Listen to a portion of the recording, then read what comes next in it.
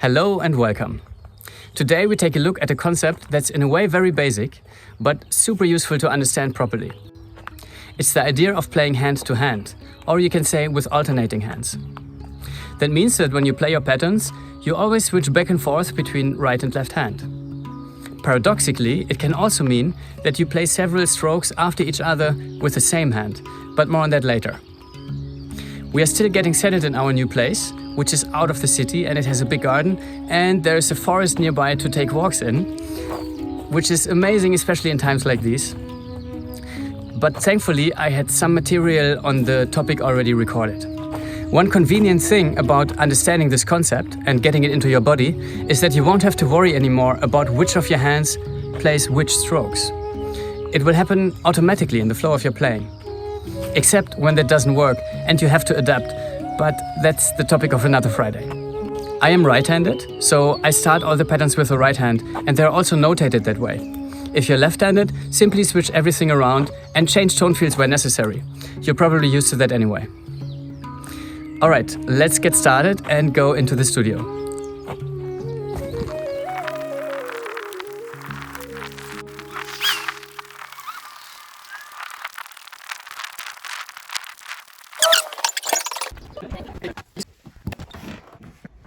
Okay, we will work in a cycle of 4 beats. Each beat can be divided into 4 16th notes that make 16 strokes altogether, 4 times 4. 1E and a 2E and a 3E and a 4E and a.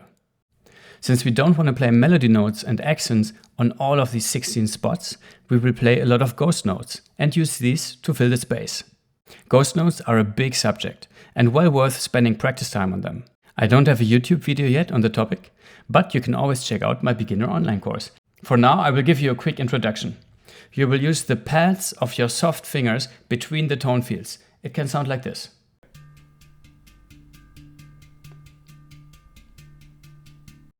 You want to make sure to play these very softly.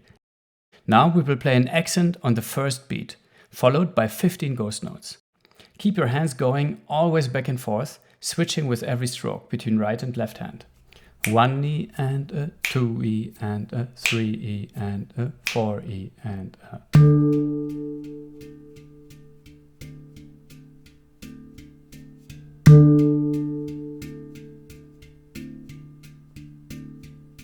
Right, left, right, left, right, left, right, left, right, left, right, left, right, left, right, left.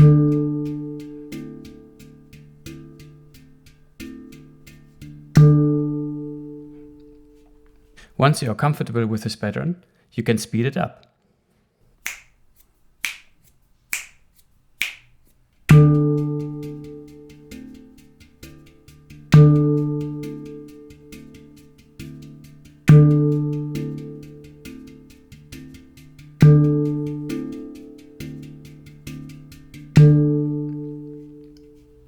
Okay, on this grid of 4 times 4 strokes, you can play melody notes or accents anywhere. And whichever hand it falls on, that hand will play that stroke. Let's check out some practice patterns.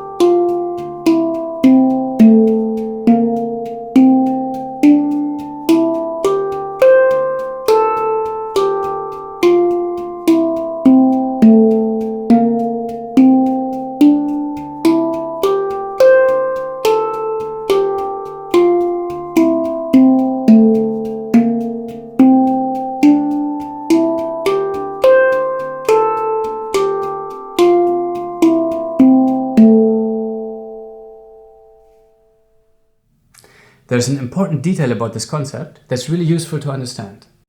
Even if you don't fill a pattern with ghost notes, meaning you don't play constant 16th notes, you will still continue your hand pattern as if you were playing all of them.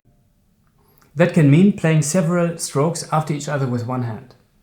But at the same time, you will still be playing hand to hand. Confusing? Let's try to make it clear. Let's check out an example for a pattern where we don't fill all 16 spots with ghost notes. Reasons for that could be that we play in a fast tempo and it's uncomfortable to play all the 16 ghost notes. Or it simply doesn't sound musical and we want to leave more space.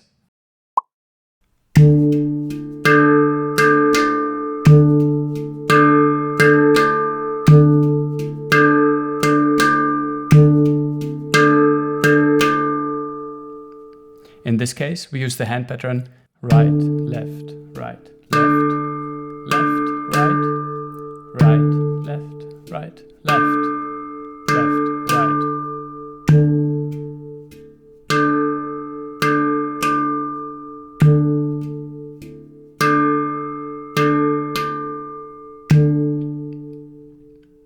As you can see, here we have 2 strokes with the left hand and then 2 strokes with the right hand.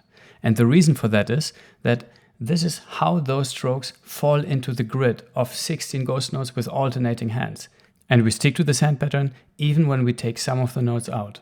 Let's check out this pattern in higher tempo.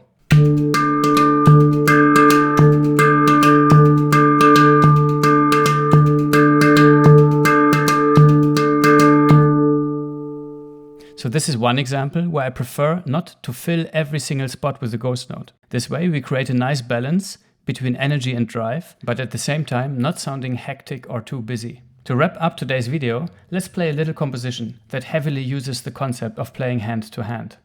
It's based on the Middle Eastern rhythm Chifteteli. As usual, we start with the basic groove.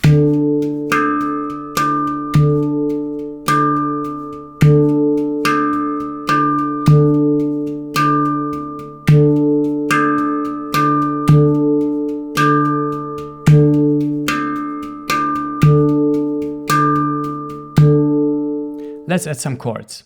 And if it's difficult for you to play 2 tone fields at the same time with one hand, you can simply pick the higher of the 2 tone fields.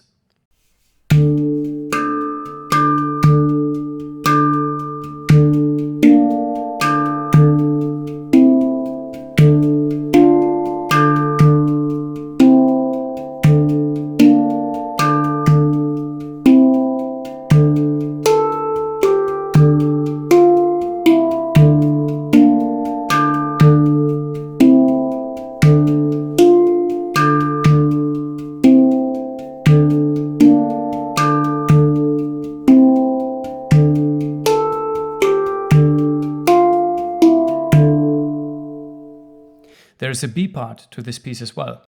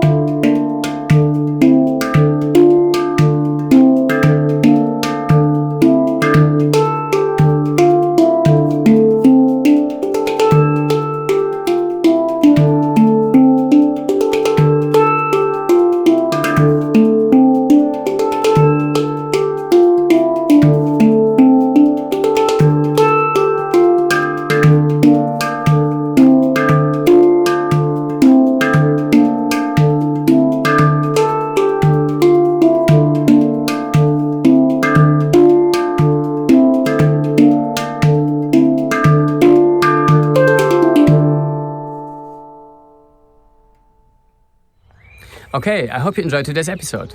Thank you for listening, for staying until the very end, and a special thanks to those of you guys who support me on Patreon. I really appreciate it.